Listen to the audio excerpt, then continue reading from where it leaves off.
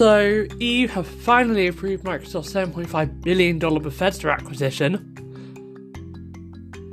Every day for the last month, I've been told, no, it's happening today. It's happening today. The Bethesda Microsoft deal is going to be approved. And we're going to get loads of information and all of this. And so I've been making off this episode for a month. Due to the rumours coming out that every day it's going to come out. And for some reason I just figured, the day I decide to make an episode without it, it's going to be the day they release it. So, you know what? I figured I'd wait until it was released, and it was released today. So, EU have approved the acquisition, so for the US, basically all of the major hurdles have been cleared. There's nothing really stopping it at this point. So yeah, that's awesome to find out. Also, OpenAI have a kind of AI system called Clip that's meant to decipher images, but when words are pasted onto a picture, it's basically able to be fooled. So yeah, it's not very accurate, in other words, or it's not accurate. The iMac Pro has been discontinued. This was a very kind of confusing thing over the last couple of days, but Apple have now confirmed this. The PS5 could be letting us use bananas as our controllers. I mean, yeah, sure. I mean, who knows? Anything can happen at this point. I wouldn't be surprised if we see this. And you know what's better than leaks from random sources? Leaks from the company.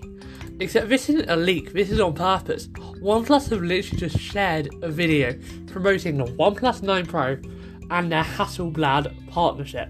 Now, it was relatively known that there was going to be news today about it, but I was not expecting this. So, those are today's top headlines. Who knows, maybe it's what we're reading, we'll find something new to talk about as well. It happens every time. So let's get started with EU, Microsoft, and Bethesda. Finally. As I said in the intro, or when I first started talking.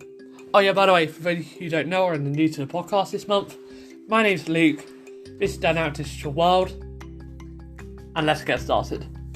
It's been so long since I've made one for you, let's go into this. So, for the last month, literally since the last time I made an episode, I have been hearing day after day after day after day, it's going to be today. Today will be the day. And the thing is, sod's law, right? It's whenever you decide to do something is whether a big thing actually happens. So, I literally just put off this episode because I didn't want it to come out just after I released the episode. Then have to take down the episode and re-record, because that would be a massive pain for everyone who'd already listened and stuff. And I wasn't going to do that. So I figured I'd just wait for it, and it's finally here. So yeah, sorry about the month-long wait, but some things are worth it. And this is worth it. So the European Commission has officially approved Microsoft's $7.5 billion deal to acquire Zenimax Media. Zenimax, for those who are unaware, are the parent of Bethesda Softworks, so aka Doom, Fallout, Elder Scrolls, Starfield, those massive companies. The Dishonored developers, Arcane, Wolfenstein Studio, Machine Games, I already mentioned ID Software, Evil Within Studio, Tango Gameworks. It's incredible. Now, Microsoft does appear to be planning to keep Bethesda running separately with its existing leadership, same way it's been running Mojang, LinkedIn, and GitHub, or GitHub, however you want to pronounce it. Yeah, GitHub. I'm going GitHub this time.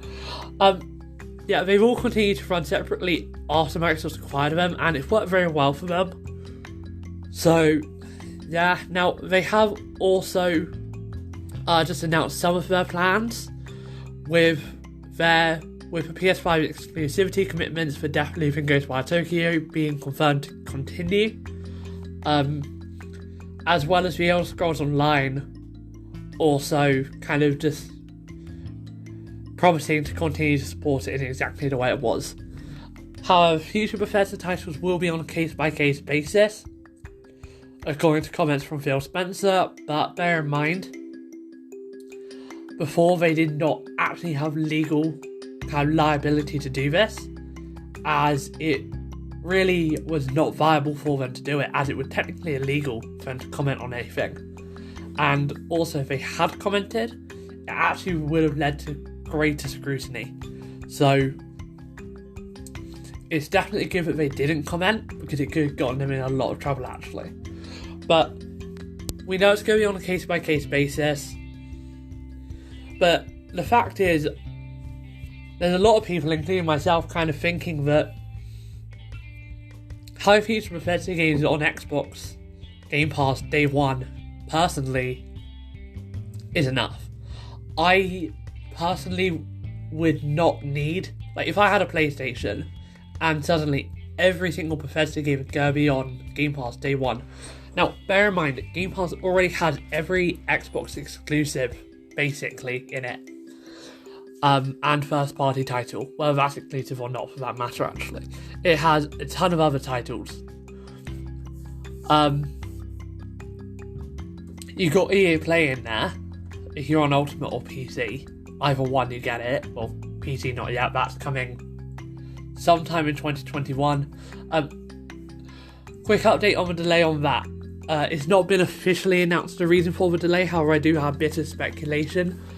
EA are launching a new app called the EA Desktop app. It's going to replace Origin, however it's still only in open beta, so it's not quite stable, and I personally wouldn't be banking on them releasing EA Play with Game Pass integration on PC until that goes into stable release and they can swap everyone from Origin over to it, just because it wouldn't make sense to do so.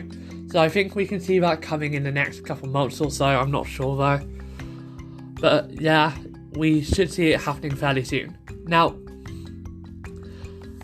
Microsoft is reportedly planning to outline its plans for Xbox later this month with a Future of Gaming event rumoured to take place on March 23rd. It's basically the best time for them to discuss the future of Bethesda, xCloud and iOS as well, plans for Game Pass, all of that. It's meant to be when they're going to do all of that, basically. I'm excited, to be honest. I'm very excited for this one.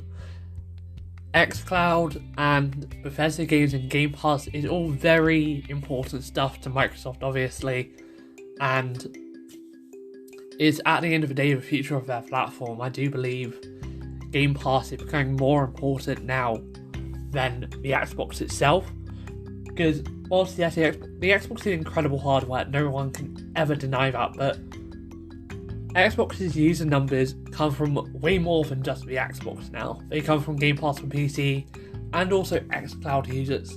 And I don't think anyone really should be using xCloud primarily yet.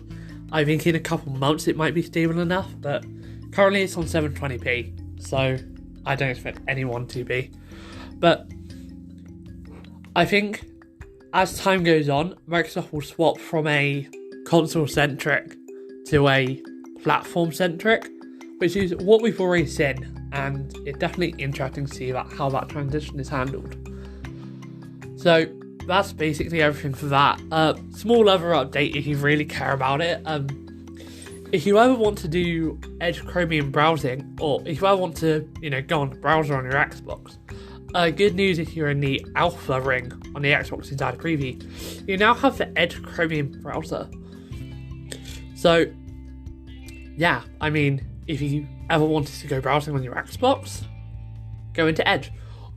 One kind of cool thing, Stadia works. So if you are willing to put money into Stadia, then I guess. But at the end of the day, if you have an Xbox and you want to get a subscription service, I recommend Game Pass Ultimate because Microsoft haven't shut down Xbox in 20 years, and they have literally just brought Bethesda for $7.5 billion. Though that's not the kind of move you make when you're planning to shut down in the next long time. So, if you want to go with Google, be aware that they can literally just shut down Stadia anytime they want. Xbox is a bit more viable in that it could just be sold off if Microsoft don't want to deal with it, and most things would stay the same for a long time. So don't worry about it too much. And if you have an Xbox, just play games on your Xbox. It'll be a much better experience.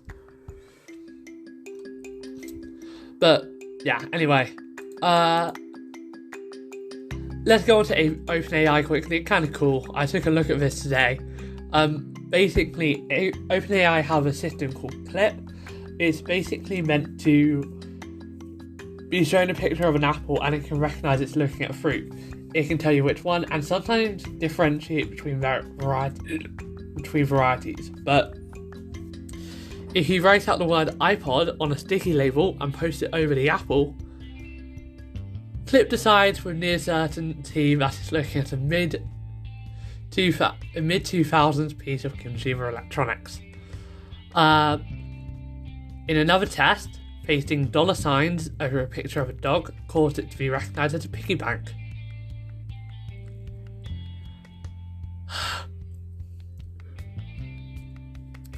Now, OpenAI call this a typographic attack. So this is a quote directly from them. Start quote. We believe attacks such as those described above are far from simply an academic concern. By exploiting the model's ability to read text robustly, we find that even photographs of handwritten text can often fool the model. This attack works in the wild, but it requires no more technology than pen and paper, end quote. Now, Clip is more of a proof of concept than a commercial product, thank goodness. And GPT-3 did actually write a Guardian comment piece last year, which was, I don't even know if I want to read that, to be honest. Let's take a look. Let's see how bad it is.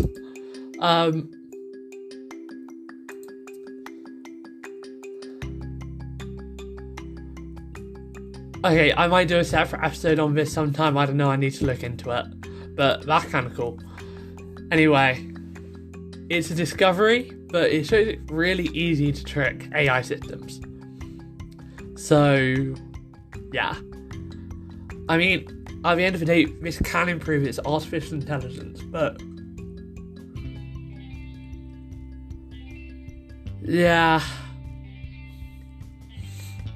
it's definitely, I don't know, it's kind of cool. I still kind of think that this whole thing is cool, and I look forward to it being a more important thing in the future. The iMac Pro has been discontinued. For those of you who are unaware of the iMac Pro and are very into the tech space on YouTube, if you've ever watched the channel Linus Tech Tips, and you're watching them around the time the iMac Pro came out, you will remember a massive scandal where they broke their iMac Pro trying to do an upgradability feasibility test. Yes, I just said that. And they broke it. They were willing to pay Apple. Apple refused to repair it. They then had to go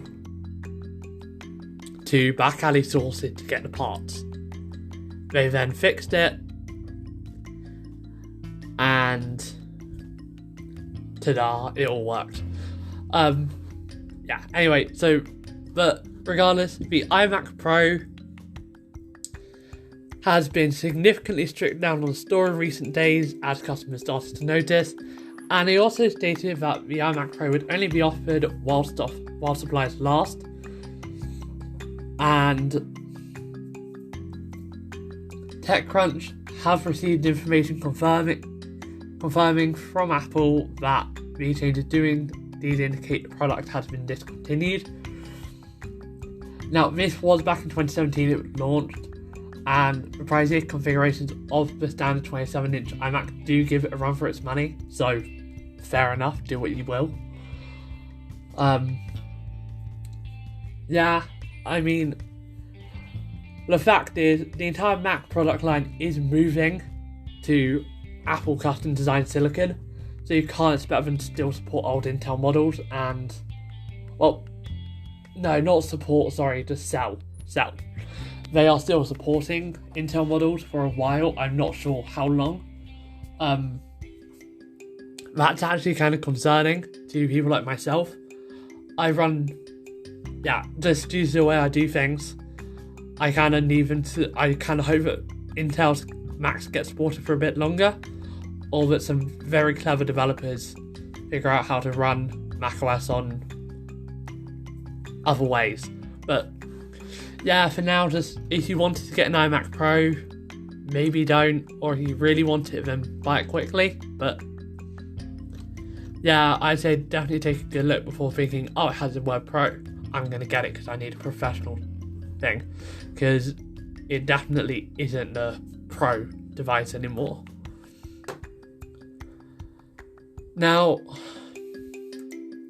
the PS5 letting us use a banana as a controller. I'm just going to go with this one. It's kind of funny, to be honest, more funny than anything.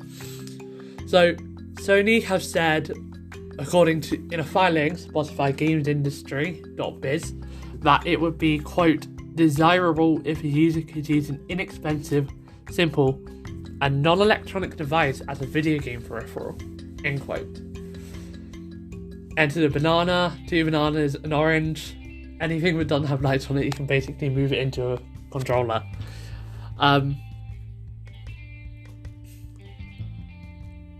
Yeah, it's kind of cool. I have no idea.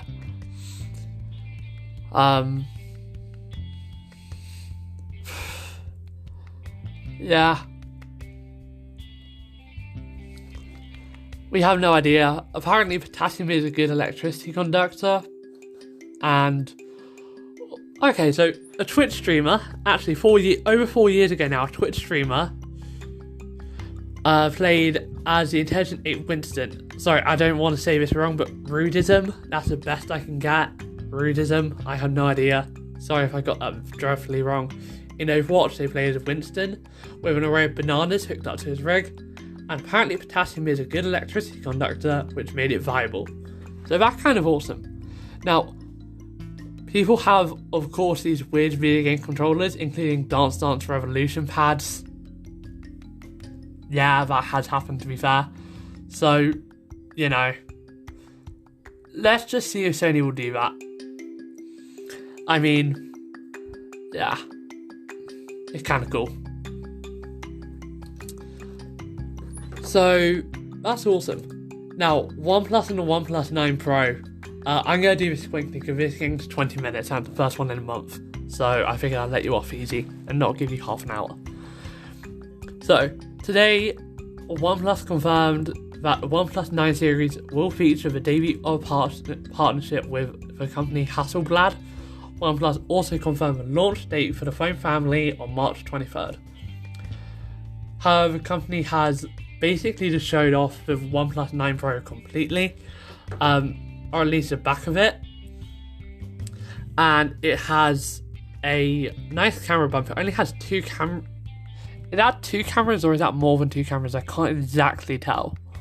But the Hasselblad logo, sorry if I'm pronouncing that wrong, does take up a good amount of real estate on that camera bump. But a few weeks ago this phone was leaked and is basically identical. So, kind of awesome. Now, Hasselblad is connected to the Apollo 11 moon landing. And that's because the iconic shots from that mission were shot on Hasselblad equipment. So, kind of cool. We have a poll here. A percentage of people on Android Authority who think this Hasselblad partnership will help OnePlus take the camera crown. 47% say yes, 53% say no. cool, I guess. Yeah, that is everything for today's episode. Just also a quick update on the Android 11 rollout if you're a Samsung user and you're kind of wondering when you're going to be getting it. Pop into the Samsung Members app on your phone and go to the notifications area. In there should be a list of all the devices that are getting the update on the notifications area, and it should show you which ones have been done and which ones are still left to go. So, for example, for me, I can see that here in the UK, where I am, the Galaxy A71 is being updated in April. However, I believe it has already been updated in the US. So there's slight differences from region to region, just based on how popular devices are, I guess, or something like that. So definitely do take a look for yourself, because you don't want to get information from the wrong source for your territory. But for now, that is everything. Thank you for listening, and I'll see you in the next episode. And like last time, I'm not telling you when it is, so you're going to have to find out. Bye!